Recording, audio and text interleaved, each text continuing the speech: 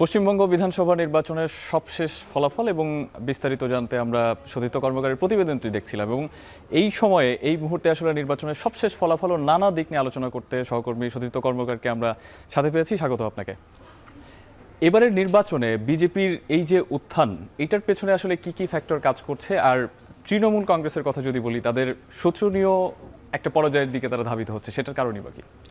সাহাব, দেখেন 1947 সালের পর পশ্চিমবঙ্গে কখনোই বিজেপি শাসন করেনি এবং সবশেষ আমরা দেখেছি গেল নির্বাচনে বিজেপি ৭৭টি আসন পেয়েছিল, তার আগে পেয়েছিল 3টি আসন। সুতরাং বিজেপি আসলে পশ্চিমবঙ্গের রাজনীতিতে অতখানি ইনফ্লুয়েন্সিয়াল ছিলই না। এবার যে বড় প্রশ্নটি দাঁড়ায় যে কি এমন কারিশমা দেখালো বিজেপি যে অতিরাম ভক্তির কাছে তৃণমূলের মাছ ভাতের রাজনীতি হেরে গেল, এটি বিশ্লেষণ করা কঠিন সাহাব। কিন্তু একটি জিনিস যদি খেয়াল করেন, দেখবেন গেল 15 বছরে যে সময় আমরা তৃণমূলের শাসনামল দেখেছি, প্রত্যেকটি বিধানসভা নির্বাচনের আগেই এজেন্ডা সেটিং যদি আপনি বলেন, ইস্যু ক্রিয়েটিংয়ের যে ব্যাপারটি বলেন, সেটি আসলে তৃণমূল করে এসেছে। কিন্তু এবারই আমরা একটা নির্বাচন দেখলাম যেখানে প্রধান যে ইস্যুগুলো ছিল ভোটের, সেটি আসলে বিজেপি স্ট্র্যাটেজিতে নির্মাণ করা। আপনি যদি প্রথমে খেয়াল করেন যে এবার আমরা সব থেকে বেশি শুনেছি সেটি হচ্ছে বিজেপি সবসময় একটা ধর্মভিত্তিক রাজনীতি করে, তারা হিন্দুত্ববাদ নিয়ে রাজনীতি করে। এবং এবার সব থেকে আলোচিত হয়েছে এসআইআর, যেটি অর্থাৎ নিবিড় সংশোধন যে ভোটার তালিকা, সেটিতে সব থেকে বেশি এসেছে কোন বিষয়টি, যে তৃণমূল তাদের ভোট ব্যাংক বাড়ানোর জন্য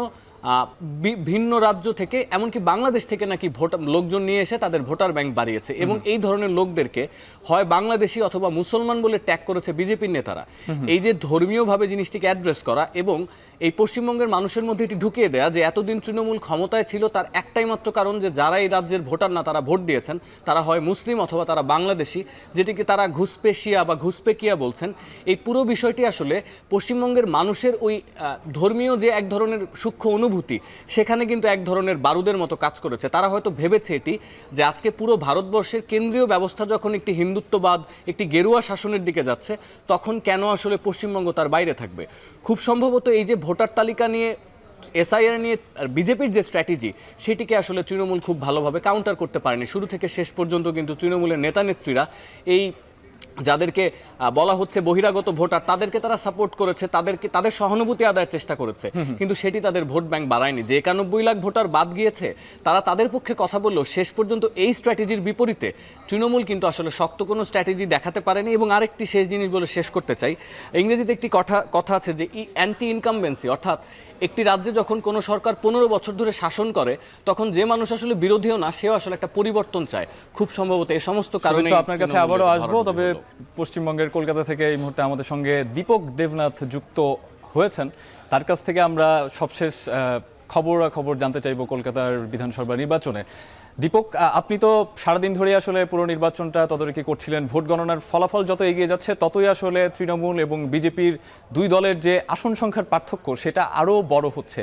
এখন এই মুহূর্তে আসলে সেখানে কি পরিস্থিতি বিরাজ করছে? শেষ দিকে কোনো বিস্ময়কর বা অবাক করার মতো কোনো খবর পাবো কিনা আমরা, জানাবেন। না, আমি প্রথমে জানি রাখি যে 293টি আসনে আজকে গণনা হচ্ছে, এখনো পর্যন্ত চলছে।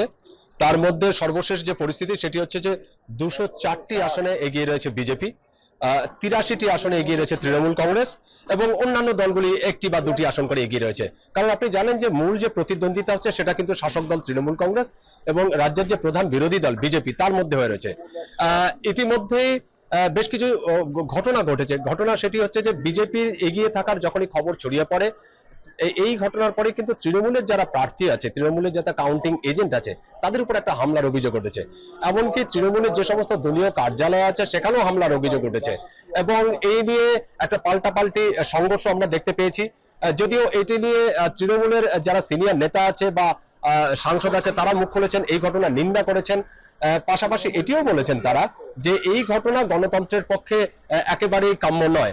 এবং আপনি যেটি বলছেন যে হঠাৎ করে এই যে বিজেপির যে উত্থান, বিজেপির যে এগিয়ে যাওয়া, আসলে এটা রাজনীতিতে এরকমটাই হয়। যেরকম একটা পরীক্ষার ক্ষেত্রে যেরকম হার জিত আছে বা পাশ ফেল আছে, ঠিক রাজনীতিতেও কিন্তু এরকম একটা জয় পরাজয় হয়েছে। কিছুক্ষণ আগে তৃণমূলের যে সিনিয়র সাংসদ সৌগত রায়, তিনি একটি মন্তব্য করেছিলেন, বলেছিলেন যে 2011 সালের নির্বাচনে যখন এই বামফ্রন্টের 34 বছরের যে শাসনামল, সেই শাসনামলকে উৎখাত করে তার অবসান ঘটিয়ে তৃণমূল ক্ষমতায় এসেছিল, মামাটি মানুষের সরকার হয়েছিল, সেই নির্বাচনেও কিন্তু সেই তৎকালীন যে মুখ্যমন্ত্রী এবং সিপিআইএম নেতা বুদ্ধদেব ভট্টাচার্য, তিনি কিন্তু হেরেছিলেন এবং সেই প্রসঙ্গটি টেনে হারতে পারে। তো এইবারের নির্বাচন অর্থাৎ 2026 সালের নির্বাচন এই যে হারা, এটা কোনো নতুন কিছু নয়, এটা রাজনীতি তো হয়েই থাকে, এরকম একটি মন্তব্য করেছেন। এবং আরেকটি মন্তব্য করেছেন যে এই যে দলীয় প্রার্থীদের উপরে, তাদের যে দলীয় প্রার্থীরা যারা হেরে গেছেন তাদের উপরে যে এই যে একটা মানুষের আক্রোশ, বিজেপি কর্মীদের আক্রোশ, তাদের উপরে মারধর করা, এইটি নিয়ে তিনি একটা মুখ খুলেছেন। তিনি বলেছেন যে তিনি তিনি তিনি এই নীতিও তিনি যথেষ্ট সংশয় প্রকাশ করেছেন। দীপক, আপনাকে অসংখ্য ধন্যবাদ। আপনি সবশেষ খবরও জানাচ্ছিলেন। সত্যি তো আমরা দেখছিলাম দীপক দেবনাথ আমাদেরকে সবশেষ ফলাফলটা জানাচ্ছিল। আমরা প্রত্যেকটা এরকম বড় নির্বাচনের পরে যেটা দেখি যে বিজয়ী দল পরাজিত দলের উপর হামলা মামলা পাল্টাপাল্টি হামলার ঘটনা ঘটে। এই যে সাম্প্রদায়িক একটা উত্থান বা বিজেপির যে স্ট্র্যাটেজি সেটা ক্লিক করে গেল এবং 21 সালের একেবারে বিপরীত চিত্র দেখতে পেলাম আমরা এই নির্বাচনে যদি শেষ পর্যন্ত হারের দিকেই তো যাচ্ছে তৃণমূল কংগ্রেস, সেই ক্ষেত্রে কি আসলে কোনো ধরনের গোলযোগ সৃষ্টি হতে পারে কিনা, এবং সেক্ষেত্রে আসলে বিজেপি বা জয়ী পরাজয়ী দলের আসলে কি করণীয় আছে? সাহেব দীপক দেবনাথ কিন্তু বলছিলেন যে ফল ঘোষণা আনুষ্ঠানিকভাবে না হওয়ার আগে বিজেপির উল্লাস শুরু করা বা তৃণমূল কংগ্রেসের আসানসোলের যে কার্যালয় সেটিতে আগুন দিয়ে দেওয়া এবং একজন প্রার্থীকে মারধর করা হয়েছে, সমর্থকদেরও যে মারধর করা, সেটি কিছুটা একটা ভোটের ক্ষেত্রে এটি কিছুটা স্বাভাবিক হিসেবে ধরে নেওয়া যেতে পারে। কিন্তু তার সাথে এটিও মাথায় রাখা ভালো যে আজকের এই তৃণমূল কংগ্রেস যারা 15 বছর ধরে পশ্চিমবঙ্গ শাসন করেছে, সেই তৃণমূল কংগ্রেসের উত্থান এবং মমতা বন্দ্যোপাধ্যায়ের উত্থান সেটিও কিন্তু আন্দোলনের মধ্যে দিয়ে। আজকে ফেসবুকে সামাজিক মাধ্যমে প্রচুর মানুষ ট্রল করছেন যে তাহলে কি মমতা বন্দ্যোপাধ্যায় আবারও ধর্মঘটের মাধ্যমে মূলধারা রাজনীতিতে ফিরতে যাচ্ছেন, প্রত্যাবর্তন করতে যাচ্ছেন। সুতরাং কিছুটা স্বাভাবিকভাবে আমরা দেখেছি আজকে সকাল থেকেই মমতা বন্দ্যোপাধ্যায় বা তৃণমূলের পক্ষ থেকে বলা হচ্ছিল যে তারা যে স্ট্রং রুম বলছে অর্থাৎ ভোট গণনা কেন্দ্র, সেটিতে আসলে বিজেপি নানাভাবে ইনফ্লুয়েন্স করছে। তাদের অভিযোগের একটি বড় কারণ হচ্ছে যারা নির্বাচন কমিশনে কাজ করছেন, যারা প্রিজাইডিং অফিসার, যারা দায়িত্বরত, তারা তো সবাই আসলে সরকারি আমলা, কেন্দ্রের আন্ডারে তারা কাজ করেন। সুতরাং কেন্দ্রীয় সরকারের তো এক ধরনের প্রভাব থাকেই। আমরা এরই মধ্যে শুনেছি যে কিছু এই ধরনের কথা বলা হচ্ছে যে গণনা কেন্দ্রগুলো আছে সেখানে তৃণমূলের সমর্থকরা নেতারা ধর্ণা দিচ্ছেন, ধর্মঘট করছেন। এবং আমরা বিজেপিও দেখেছি যে বিজেপি তার ফেসবুক পেজে যে মুহূর্তে এটি প্রায় বোঝাই যাচ্ছে যে বিজেপি জিতবে, তারা কিন্তু মমতা বন্দ্যোপাধ্যায়কে কটাক্ষ করে ছোট্ট করে একটু জানতে চাই এক লাইনে, সেটা হচ্ছে যে বিজেপির যে হিন্দুত্ববাদী বা সাম্প্রদায়িক রাজনীতি সেটার কারণে তারা জিতলো নাকি হচ্ছে তৃণমূলের বিগত সময়ের খারাপ পারফরমেন্সের কারণে? একটি তো ফ্যাক্টর এটি যে আসলে নিশ্চয়ই তৃণমূল কোনো না কোনো কারণে পিছিয়ে ছিল বিজেপির থেকে। প্রথমত ইস্যু ক্রিয়েটিং এর জায়গায় অর্থাৎ এই এসআইআর, নিবিড় ভোটার সংশোধন, এই জায়গায় যেমন তৃণমূল ব্যাকফুটে ছিল।